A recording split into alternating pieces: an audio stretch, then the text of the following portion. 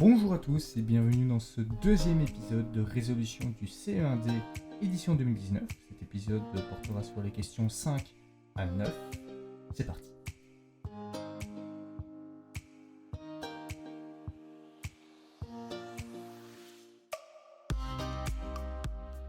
La question 5. Pour répondre à cette question, tu dois savoir ce qu'est une notation scientifique. Je t'ai remis la définition ici. Tu la liras à ton aise, mais donc qu'est-ce que ça veut dire? Tu as donc ici x, c'est ton nombre tout simplement, qui est égal à a qui est un nombre compris entre 1 et 10, un décimal compris entre 1 et 10, et tu multiplies ce a par 10 exposant n. N, c'est tout simplement un entier qui va indiquer la puissance de ton 10. Commençons par le premier. On a 0,0075.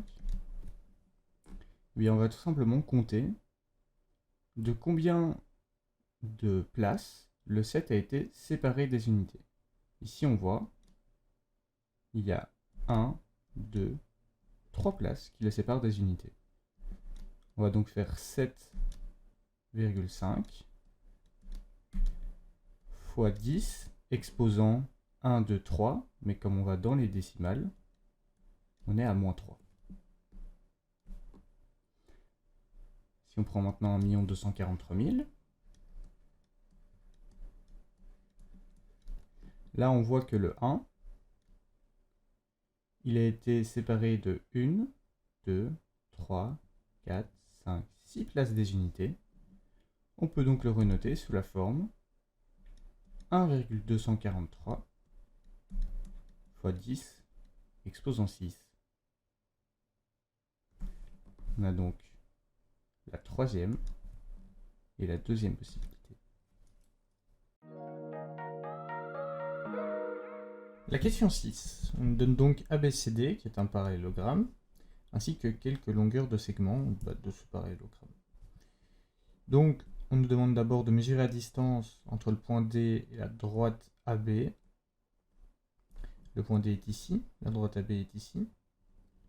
Et donc la distance entre un point et une droite, c'est la perpendiculaire à la droite qui passe par le point. Donc ici, ça va être la droite DE. Et on connaît la longueur de cette droite. Elle est ici, c'est 4,94. Donc 4,94. Ensuite, on nous demande la distance entre la droite AD et la droite BC, qui sont deux côtés du parallélogramme. Eh bien, la distance entre cette droite, c'est la perpendiculaire aux deux droites. Ces deux droites étant parallèles, cette perpendiculaire est la même partout. Ici, on en a une représentation avec la droite DF. Eh bien, la longueur de la droite DF, c'est 7,36 unités de longueur. Et voilà. Ensuite, on nous demande la distance entre le point A et le point B. Ici. C'est donc bien la droite AB qu'on nous demande, la longueur, qu'on ne connaît pas. Elle n'est pas dans les données. Mais qu'est-ce qu'on sait? On sait que ABCD est un parallélogramme, et donc on sait que cette droite AB, elle est de même longueur que cette droite DC. Or, DC, on connaît sa longueur. Elle vaut 8,14 unités de longueur.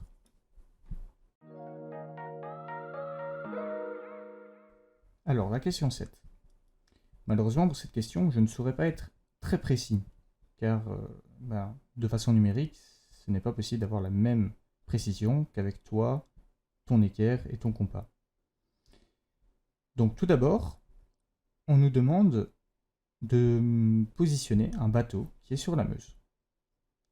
Ce bateau, on nous dit qu'il est à égale distance entre le point F et le point E. Bien, pour ce faire, je vais d'abord tracer le segment EF et ensuite la médiatrice à ce segment. Car la médiatrice d'un segment, c'est le lieu de point à égale distance des deux points. La médiatrice, c'est à peu près ça. Et ici, j'ai bien un angle droit. C'est important de noter. Ensuite, on nous dit que le bateau est à 550 mètres de la pointe du grognon. Eh bien, pour trouver tous les points à 550 mètres de la pointe du grognon, j'ai ici tracé un cercle de rayon qui est égal à 550 mètres. Alors, le rayon, je peux le tracer grâce à l'échelle qui est ici. Et donc, ce cercle, je vois qu'il intersecte ma droite en 2 points. Celui-ci et celui-ci. Bien, il n'y en a qu'un des deux qui est sur la Meuse, c'est celui-ci. Même si avec mon schéma, on a l'impression qu'il est sur le sol, mais il doit être sur la Meuse. Alors que le deuxième ne répond pas à cette condition. Eh bien, on a donc tracé avec notre point vert la position du bateau. On te dit de laisser tes constructions visibles, donc je laisse tout comme ça.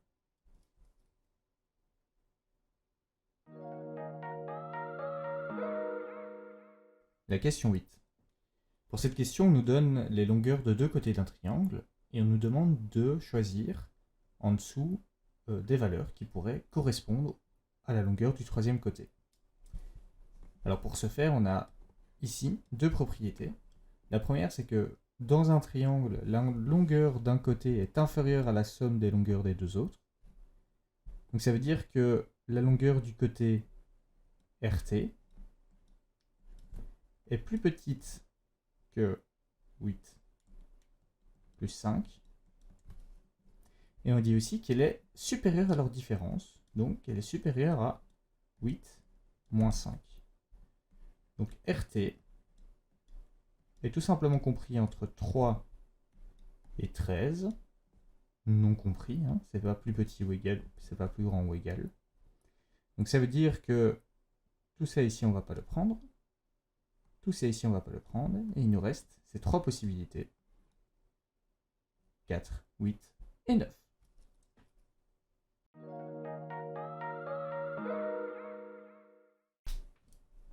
La question 9. Alors ici, on nous donne une résolution d'équation qui est fausse. Et on nous demande de dire pourquoi elle est fausse, de trouver l'erreur et de justifier.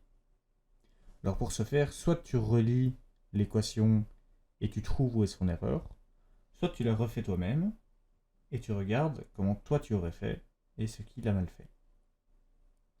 C'est ce qu'on va faire. Hein. On a donc l'équation 7x plus 7 égale à 28 plus 10x. On voit qu'il choisit de faire passer à droite son 7 et à gauche son 10x, afin de mettre les x du même côté et les unités du même côté. On va faire de même. Hein. C'est-à-dire que 7x moins 10x est égal à 28 moins 7. On a bien la même chose que lui. Ça nous fait moins 3x qui est égal à 21. On a la même chose que lui. Et ensuite, comme on a ici un coefficient devant le x qui est égal à moins 3, qu'est-ce qu'on va faire? On va diviser de chaque côté par moins 3.